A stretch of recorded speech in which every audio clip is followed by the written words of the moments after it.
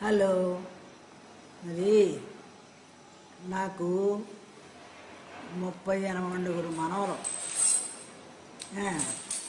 మరి 38 మనవల్లోనూ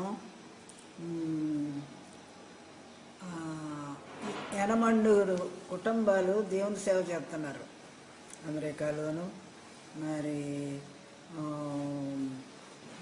అదే ఊరు ఆఫ్రికాలోను, అక్కడ లండన్లో, ఆస్ట్రేలియా, మరి ఇండియా, అక్కడక్కడ ఆయా దేశాల్లో వాళ్ళు నాకు 80 మనవల కుటుంబాలు దేవుని సేవ చేస్తున్నారు. ఆ మనవలకి ముని మనవలకి ఎలా ఉన్నారు ఏంటి కానీ వాళ్ళు దేవుని సేవ చేస్తున్నారు.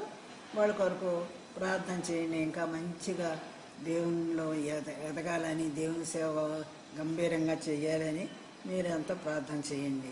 ఇంకోటి ఏంటంటే, నా ముది మనవలు 40 మంది, నాకు 40 మంది ముది మనవలు. వాళ్ళు చిన్నోళ్ళు ఇంకా ఎదగలేదు, ఎదుగుతున్నారు. మనవలేమో 36లోనూ 8 కుటుంబాలు దేవుని సేవ చేస్తున్నారు. మిగతా వాళ్ళు కొంతమంది చదువుతున్నారు, కొంతమంది ఇంకా చిన్నోళ్ళు ఎదుగుతున్నారు. అలా వాళ్ళందరి కొరకు మీరు ప్రార్థన చేయండి. వారందరూ దైవభక్తిలోను, దేవుని కృపలోను, ఆయన బోధలో పెరగడానికి, మరి గొప్ప భక్తులు అవ్వడానికి, దేవుని సేవ చేయడానికి మంచిగా సిద్ధపడినట్టు మీరంతా ప్రార్థన చేయండి. మా గురించి కూడా మీరు ప్రార్థన చేయండి.